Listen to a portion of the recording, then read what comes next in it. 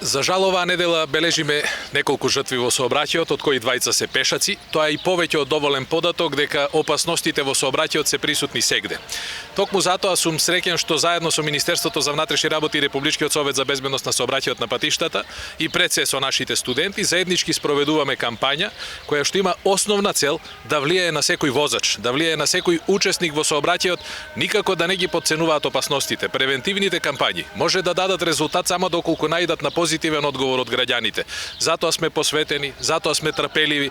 Сакаме да пристапиме до секој учесник во сообраќајот и да го едуцираме, да ги смири своите страсти додека управува со возило, како пешак да учествува според правилата, за да го заштитиме нивниот живот, за да го заштитиме животот на нашите деца, за да си ја заштитиме нашата иднина. Но доколку ваквите превентивни кампањи не вродат со плод, ние силно ќе го поддржиме Министерството за внатрешни работи, уште повеќе да ја засили репресивната политика, затоа што очигледно тоа помага. Бројките покажуваат дека бројот на сообраќајни незгоди, а тоа и на штетата, односно загинатите во сообраќајот, се намалува пред се како резултат на зачестеното присуство на полицијата на теренот. Тоа ќе продолжи и во иднина. Благодарам.